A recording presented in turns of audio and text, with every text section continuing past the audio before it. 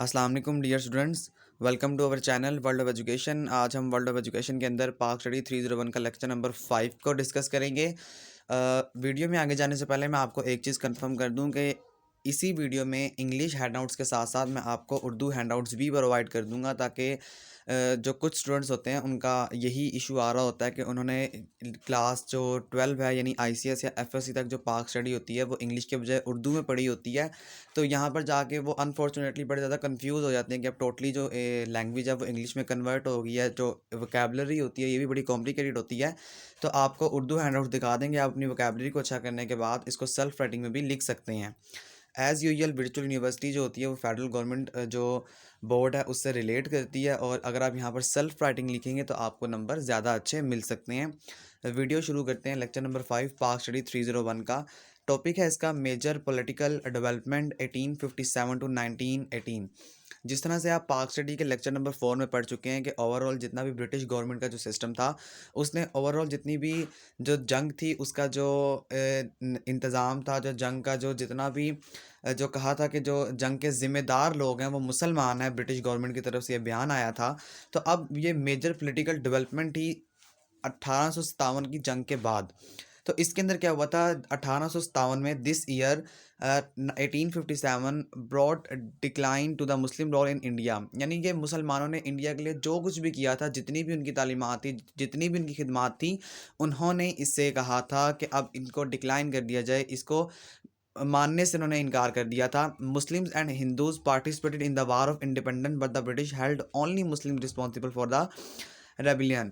इसका मतलब यह है कि मुसलमानों ने और हिंदुओं ने दोनों ने मिलकर जो है वो ब्रिटिश के ख़िलाफ़ एक तहरीक चलाई थी, यानी ब्रिटिश से अपनी इंडिपेंडेंट का, अपनी जो खिलाफत था, अपना अपना जो गवर्नमेंट सिस्टम था वो अलग लाने का मंसूबा जो था वो बनाया था। लेकिन इन ब्रिटिश गवर्नमेंट ने, जो अंग्रेज़ थे, इन्होंने सिर्फ मुसलमानों को रिस्पॉन्सिबल किया, मुसलमानों को सिर्फ इसका ज़िम्मेदार ठहराया कि मुसलमान ही ऐसे लोग हैं जिन्होंने क्या किया है, इंडिपेंडेंस के लिए आवाज़ उठाई है, और इनकी वजह से 1857 की जंग जो है वो मार्ज वजूद में आई है। The Muslims were persecuted ruthless and left the mercy of time. अब मुसलमान जो थे वो बहुत ज़्यादा डिसार्ड हो गए थे, और मुसलमानों ने इसको वक्त पर छोड़ दिया था कि अब वक्त ही कुछ ना कुछ, वक्त के साथ साथ सब कुछ बेहतर होता जाएगा, वक्त के साथ साथ हालात को बेहतर कर दिया जाएगा। लेकिन अनफॉर्चुनेटली ऐसा नहीं था। फिर उसके बाद the post were era was a disaster for the Muslim, but some personalities in emerged on the nation scene and played excellent role to guide their people in the critical situation. लेकिन वक्त के साथ साथ जो हालात थे वो बदतर होते जा रहे थे, बेहतर होने के बजाय। तो अब कुछ ऐसी पर्सनालिटीज़ उठी जिन्होंने जो मुस्लिम कौम है उनको यकजा कर दिया, एक मुत्तहिद प्लेटफॉर्म पर ले आए। उसके अंदर जिसका नाम शामिल है ये वो सर सैयद अहमद ख़ान हैं, आमिर अली सैयद हैं। इसके अलावा आगे छोड़ दें, आगे यहाँ से देखें कि some important issues have already been discussed in the previous lecture, यानी कि कुछ इंपॉर्टेंट इश्यूज़ जो हैं वो मैंने बड़ी डिटेल से आपको अपने प्रीवियस लेक्चर्स में जो है वो करवाया हुआ है। लिंक डिस्क्रिप्शन में मौजूद होगा, आप वहाँ से जाकर देख सकते हैं कि कुछ प्रीवियस लेक्चर जो हैं वो पीछे जो हैं वो बयान कर दिए गए हैं, और सम ब्रीफ रेफरेंस और कुछ ना कुछ जो आगे जो पॉइंट्स हैं वो यहाँ पर नीचे आपको बयान किए गए हैं। अच्छा, इसके अलावा इसी जो पैराग्राफ है, ऊपर वाले पैराग्राफ में से आता कुछ नहीं है, सिर्फ एक से दो एमसीक्यूज आ सकते हैं कि ओवरऑल ब्रिटिश गवर्नमेंट ने जो अपना सिस्टम था, जो ब्रिटिश गवर्नमेंट थी उसने अपना ओवरऑल सिस्टम, जो जंग का जो जिम्मेदार लोगों को ठहराया था वो मुसलमान थे। ये एक एमसीक्यूज आ सकता है। बाकी एज अ शॉर्ट ये 3 से 4 पॉइंट्स आ सकते हैं कि डिक्लाइन आफ्टर द 1857 अपराइजिंग। अब मुसलमानों को डिक्लाइन कर दिया गया था 1857 की जंग आज़ादी के बाद। Sir Syed and his colleague effort the revival. Sir Syed और इनके जो कोलीग थे उन्होंने बेहद कोशिश की थी कि मुसलमानों को एक प्लेटफॉर्म पे इकट्ठा किया जाए, ताकि मुसलमानों को जितना भी जो उनके दिलों में ये ख्याल है कि नहीं हम शायद वाकई ही गलत है, तो उनको ख़त्म किया जाए। Removal of misunderstanding between the Muslim and the British. अब मुसलमानों के दरमियान और ब्रिटिश गवर्नमेंट के दरमियान जितनी भी मिसअंडरस्टैंडिंग है, जितनी भी गलत फहमियाँ, उसको दूर किया जाए। Educational movement as occasions of modern knowledge and English. और मुसलमानों को एजुकेशन सिस्टम से अलहाक किया जाए, यानी मुसलमानों को मॉडर्न इंग्लिश एजुकेशन सिस्टम को सिखाया जाए। Hindi Urdu controversy very important topic है, प्रीवियस लेक्चर में मैंने बड़ी डिटेल से आपको करवाया हुआ है, ये भी आप लाजमी तौर पे आके देखें कि Hindi Urdu controversy was the issue that unearth the hurted and enemy of Hindus community towards the Muslim.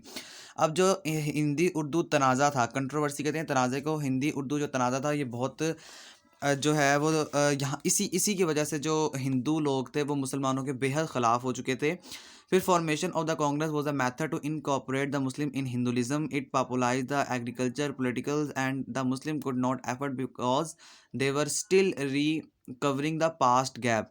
अब यहाँ पर इसी पॉइंट पर आकर जो हिंदू कौम थी उसने ज़्यादा तरक्की कर ली थी मुसलमानों की निस्बत, क्योंकि अब यहाँ पर मुसलमान तरक्की करने के बजाय अपने जो पास्ट गैप थे उस पर काम कर रहे थे, जो अपनी मिसअंडरस्टैंडिंग थी गवर्नमेंट के साथ उसको क्लियर कर रहे थे। इन तमाम तर जो पॉइंट्स हैं इनको उर्दू हैंडआउट्स के अंदर भी देख लें एक दफ़ा। जी, यहाँ पर मैं थोड़ी देर के लिए जो वीडियो है यानी अपनी जो वॉइस है उसको स्टॉप कर देता हूँ और आप यहाँ पर पढ़ने के बाद इसको अपनी सेल्फ राइटिंग में लिख लिया करें।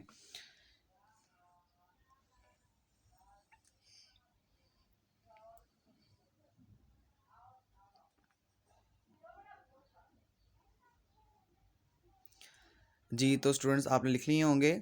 इसके अलावा अगर आपको इसमें कुछ समझ नहीं आई तो आप काइंडली हमसे कमेंट सेक्शन में पूछ सकते हैं। हम आपको आपके कमेंट्स का रिप्लाई करके एज़ सून एज़ पॉसिबल आपका जो कॉन्सेप्ट है उसे क्लियर कर देंगे। और अगर आप कमेंट सेक्शन में भी अगर आपको समझ नहीं आएगी तो हम आपको अपनी जीमेल दे देंगे। अपनी जीमेल का जो पासवर्ड जीमेल का जो लिंक है वो आपको दे दिया जाएगा, जीमेल एड्रेस आपको दे दिया जाएगा और आप जीमेल के थ्रू हमसे राब्ता करके अपना कॉन्सेप्ट जो है वो क्लियर कर सकते हैं। आगे चलते हैं, इंग्लिश हैंडआउट्स के अंदर दोबारा से देखते हैं।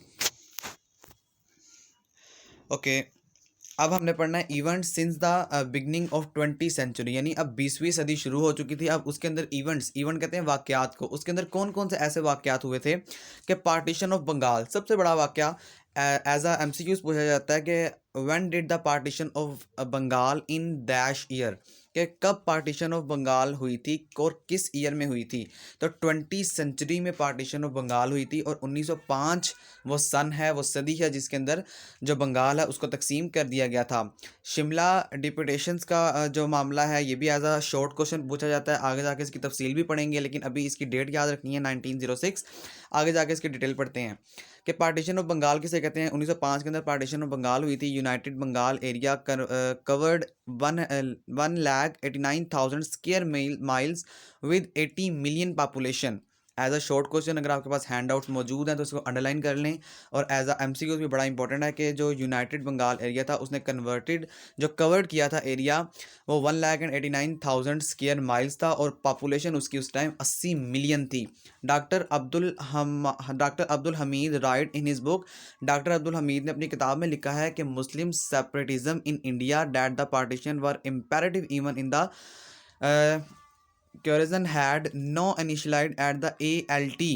Governor had problem in looking after the eastern areas, यानी कि बहुत बड़ी दुनिया की सबसे बड़ी तरीन जो हिजरत थी मुसलमानों की इंडिया से पाकिस्तान की तरफ हुई थी और बहुत ज़्यादा इश्यूज़ आए थे। आगे जाके अपकमिंग लेक्चर्स में आप ये भी पढ़ेंगे कि जब ये माइग्रेट कर रहे थे मुसलमान पाकिस्तान की तरफ तो कितने ज़्यादा इश्यूज़ थे और कितने लोगों को हिंदुओं ने बेजा यानी बेवक्त और किसी भी जुर्म के बगैर जो है वो कत्ल कर दिया था। फिर उसके बाद यहाँ पर डेट्स को थोड़ा देख लेते हैं और इसके अलावा इसके अंदर कुछ नहीं आता, सिर्फ पहली 2 लाइन्स इंपॉर्टेंट है, आपने उस चीज़ को लाजमी तौर पर अच्छी तरीके से पढ़ लेना है। The main reason, last line है इसकी, the main reason of Hindu protest was that they led loosened grip on the eastern parts, यानी कि जब पार्टीशन ऑफ बंगाल 1905 के अंदर हो गई तो अब मेन रीज़न ये था कि जो हिंदू पोस्टन थे, जो हिंदुओं के लोग थे, उन्होंने क्या किया, उन्होंने देखा कि अब हमसे जो ग्रिप है कहाँ पर, ईस्टर्न पार्ट्स पर, वो बहुत ज़्यादा लूज़ होती जा रही है, यानी कि अब हमारा जो सिक्का ईस्टर्न पार्ट्स पर है वहाँ पर चलना बंद होता जा रहा है। फिर उसके बाद पार्टीशन हुई थी 12 दिसंबर 1911 को एनलमेंट की। The British government revoke the partition to avoid trouble on the visit of the king George. Important MCQs कि जो ब्रिटिश गवर्नमेंट था उसने रिवॉक किया पार्टीशन को कि अवॉइड किया जाए, अवॉइड से मुराद के ट्रबल किया जाए, अब मुसीबत आ जाएगी किस पर, तो इसने विजिट किया था किंग जॉर्ज ने। द मुस्लिम वर डिसअपॉइंटेड, अब वहाँ पर मुसलमान बहुत ज़्यादा डिसअपॉइंटेड थे, बहुत ज़्यादा मायूस थे बाय द ब्रिटिश गवर्नमेंट। जो गवर्नमेंट है उसकी वजह से response to the violent strategy of protest adopted by the Hindus. और वहाँ पर जो हिंदूज़ जो इस टाइम इकदाम कर रहे थे, यानी उर्दू हिंदी जो कंट्रोवर्सी था उसकी वजह से मॉडर्न एजुकेशन सिस्टम था, इस्लामिक एजुकेशन सिस्टम को उस टाइम डिस्ट्रॉय कर दिया गया था, यानी उसको जो दीनी मदारिस हैं उनको बंद कर दिया गया था। तो वहाँ पर हिंदू जो मुसलमान थे वो बहुत ज़्यादा हिंदुओं की इन कोशिशों की वजह से, इन काविशों और इन साजिशों की वजह से बड़ा परेशान था। हिंदू जो मुसलमान थे वो बड़े डिसअपॉइंटेड हुए हुए थे। तो यहाँ पर फिर शिमला डेपुटेशंस क्या आया 1906 के अंदर, एक शिमला डेपुटेशन हुआ था, एक शिमला मुआहिदा हुआ था। In fact Shimla deputation was in line, ये एक लाइन है with the kind of thinking that was developing among the Muslim during the time they had certain interest and they must stand up to protect their rights, and unless they do that the objective would not be achieved। Shimla जो deputation है इसका main objective क्या था, ये as a short question पिछली दफ़ा यानी 2020 के अंदर एज अ शॉर्ट क्वेश्चन पूछा गया था कि शिमला डेपुटेशन 1906 का जो मेन ऑब्जेक्टिव है वो क्या है। तो आपने इसे लाजमी तौर पर अच्छी तरह याद करना है कि जो शिमला डेपुटेशन था इसका मेन ऑब्जेक्टिव ये था, इसका मेन पर्पज़ ये था कि जो मुसलमानों के राइट्स हैं ना, जो मुसलमानों के हकूक़ हैं वो उनको दिए जाएँ। अगर मुसलमानों के हकूक़ उन तक नहीं पहुँच रहे तो इसकी बेसिक वजह क्या है, इसके बारे में ओवरऑल गवर्नमेंट के साथ जितनी भी कम्युनिकेशन था करनी थी वो इस कॉन्फ्रेंस के थ्रू, इस शिमला डेपुटेशन के थ्रू ही की जाती थी। फिर उसके बाद क्या था, शिमला डेपुटेशन जो था ऑफ 1906 वो the first systematic attempt on the part of the Muslim to present their demand. यानी ये पहला ऐसा प्लेटफॉर्म था कि जिसके ज़रिए क्या था, मुसलमान अपनी गवर्नमेंट के सामने डिमांड रख सकते थे to the British government and to seek the acceptance. और ब्रिटिश हाँ देखें, वही बात जो मैंने आपको पहले बता दी, ये पहला ऐसा प्लेटफॉर्म था जिसके सामने गवर्नमेंट के सामने मुसलमान जो थे वो अपनी डिमांड रख सकते थे और इनकी जो एक्सेप्टेंस थी, जो इनको कबूलियत जो कबूल करना था ब्रिटिश गवर्नमेंट ने, वो भी इसी जो शिमला डिप्यूटेशन है इसी के थ्रू किया जाना था। फिर उसके बाद जो थे मुसलमानों का जो बैकग्राउंड, वही बात है, बैकग्राउंड हमने लेक्चर नंबर 4 में दोबारा पढ़ दिया, यहाँ पर इसने आपको दोबारा रिपीट करके दे दिया है। यहाँ पर पॉइंट्स इंपॉर्टेंट है कि डिमांड्स क्या थी मुसलमानों की इस सबमिशन के वक्त, दे प्रेजेंटेड सम डिमांड। ये इंपॉर्टेंट शॉर्ट क्वेश्चन है, ये पूछा जाता है कि डिमांड क्या थी मुसलमानों की। In view of this submission they presented some demand, मुसलमानों ने कुछ ना कुछ डिमांड रखी थी अपनी इनके सामने, ब्रिटिश गवर्नमेंट के सामने। वो देख लें कि representation more than their population because of their importance, कि अब इनको जो रिप्रेजेंटेशन दी जा रही है, इनकी जो अहमियत है वो इनकी पॉपुलेशन से ज़्यादा होनी चाहिए। क्यों? क्योंकि इनकी अपनी एक इंपॉर्टेंस है। फिर सेपरेट इलेक्टोरेट होने चाहिए, यानी इलेक्टोरेट कहते हैं इलेक्शंस को, कि सेपरेट इलेक्टोरेट। अब मुसलमान चाहते थे कि अब एक ऐसी तहरीक, एक ऐसी जमात बन जाए जो कि हमारी सरबराह हो और हम इसी के थ्रू गवर्नमेंट के साथ क्या क्या जो कम्युनिकेशन है उनको, अपनी जो बातचीत है वो गवर्नमेंट तक पहुंचाई जा सके। तो सेपरेट इलेक्शन जो थे समथिंग इज़ वेरी इंपॉर्टेंट थे उस टाइम। फिर reservation of Muslim seats in government jobs, reservation का मतलब होता है रखना ऑफ मुस्लिम सीट, मुसलमानों के लिए जो गवर्नमेंट जॉब्स हैं उनको भी रखा जाए।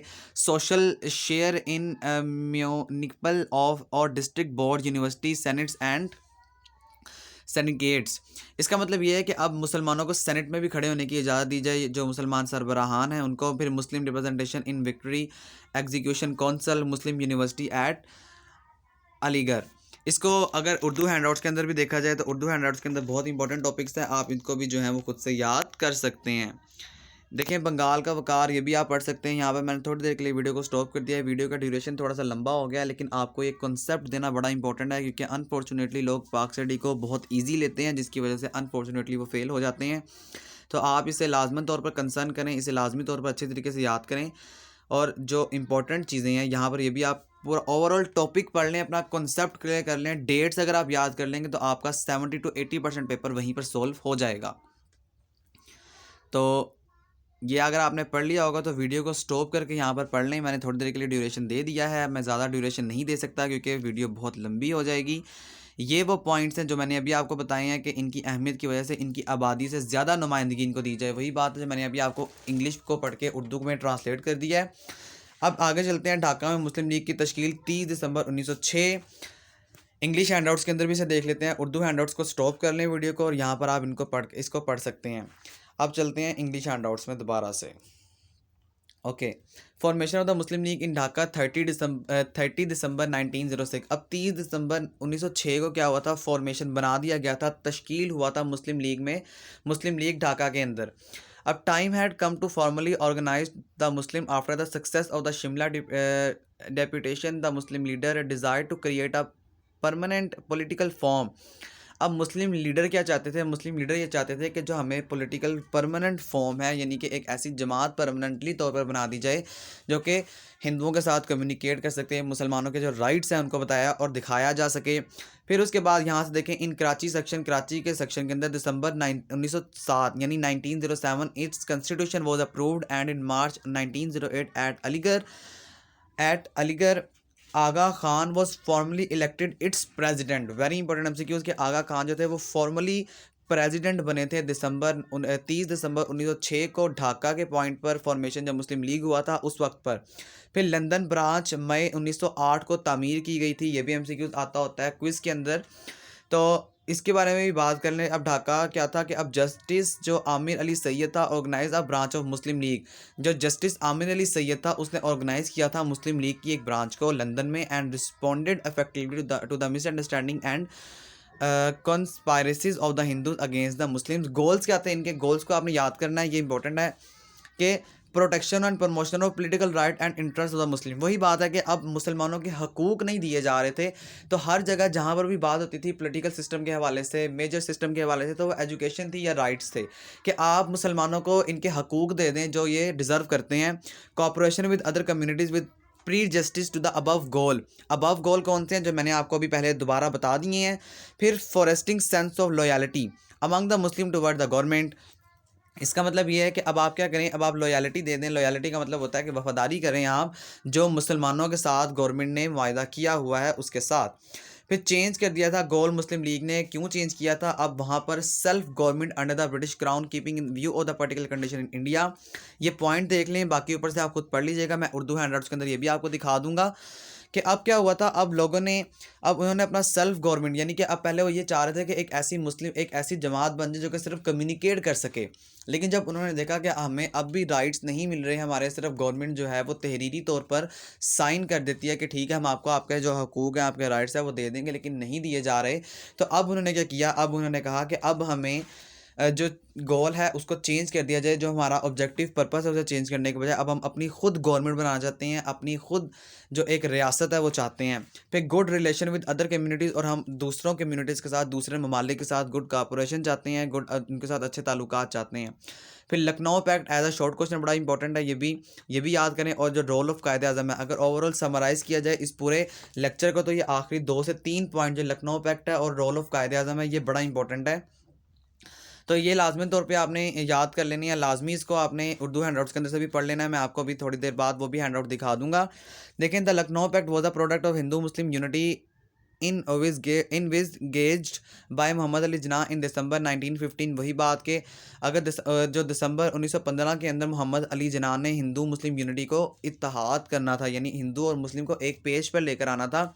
लेकिन क्या हुआ था कि Muslim League and Congress met separately in Mumbai. लेकिन जो मुस्लिम लीग थी और जो कांग्रेस थी वो सेपरेट थी मुंबई के अंदर। Both the party setup committee for make a scheme for constitutional changes in consultations with other political parties.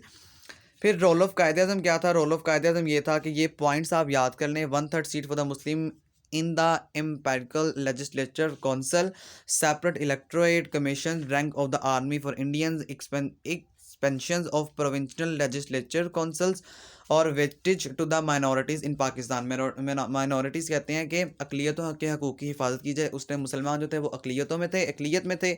इसी वजह से यहाँ पर ये बात की गई थी कि जो आपकी कंट्री में, यानी जो भारत में जो लोग हैं मुसलमान अकलियत में हैं, उनके हकूक़ की हिफाजत की जाए। थोड़ा सा लेक्चर लंबा था इसलिए वीडियो का ड्यूरेशन भी लंबा हो गया है। आप वीडियो को कंप्लीट वॉच करें ताकि आपको आने वाले हर जो लेक्चर है उसकी समझ आ सके। इसके अलावा अगर आपको कोई चीज़ समझ नहीं आ रही है आप हमसे कमेंट सेक्शन में पूछ सकते हैं, हम आपके कमेंट का रिप्लाई करके आपका जो कंसेप्ट है वो क्लियर कर देंगे।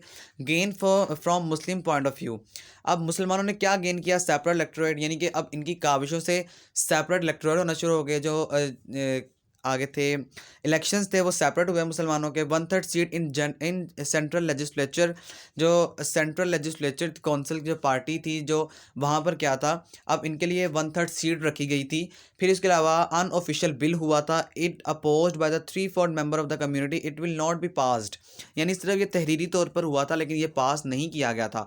फिर 20 अगस्त 1917 की अनाउंसमेंट के मुताबिक जो ब्रिटिश गवर्नमेंट ने की थी उसके जो पॉइंट है वो देख लें, ये भी आते होते हैं शॉर्ट क्वेश्चन के अंदर greater association of India in all branches of government responsible government और introduction of Indian in commission rank.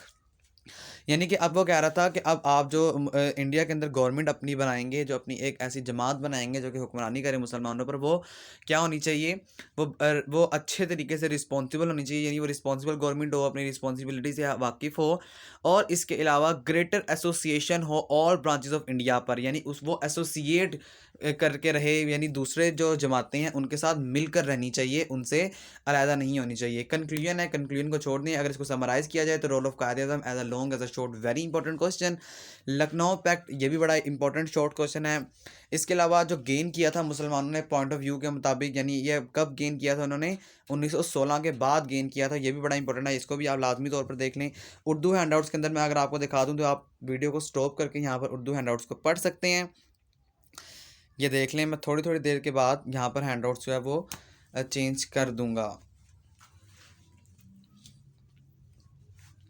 यहाँ पर आप वीडियो को रोक के पढ़ सकते हैं। अगर आप हमारे चैनल पर नहीं हुए तो हमारे चैनल को सब्सक्राइब कर लें ताकि आने वाली वीडियो का नोटिफिकेशन आपको मिल सके। मेरे इस चैनल पर CS 101 जो कि अकॉर्डिंग टू न्यू सिलेबस है, MGT 101, पाक स्टडी 301 के ओवरऑल लेक्चर्स पढ़े हुए हैं। इसके अलावा ये जो पाक स्टडी के ओवरऑल इंपॉर्टेंट पास्ट पेपर हैं वो भी मेरे पास पढ़े हुए हैं। इंशाल्लाह एट दैट टाइम मैं आपको वो भी शेयर कर दूँगा ताकि आपको जो है वो परेशानी ना हो। ओवरऑल जो वर्चुअल यूनिवर्सिटी का सिस्टम है वो 80 to 90% जो होता है वो पास्ट पेपर से पेपर आ जाता होता है, तो मैं अपने इस चैनल पर वो भी आपको अपलोड कर दूंगा एट दैट टाइम, जब आपका टाइम होगा। फ़िलहाल आप लेक्चर्स को समझें, इसके अलावा आपको परेशान होने की ज़रूरत नहीं कि पता नहीं कहाँ से पेपर आएगा कहाँ से नहीं आएगा। ओवरऑल पेपर ईजी आता होता है। पेपर अगर आप पास देखेंगे और अगर आप लेक्चर ओवरऑल अच्छी तरह ले लेंगे तो फिर आपको समझ आ जाएगी। ठीक है स्टूडेंट्स, यहाँ तक आपका लेक्चर नंबर 5 था। Thank you so much. अल्लाह हाफिज़।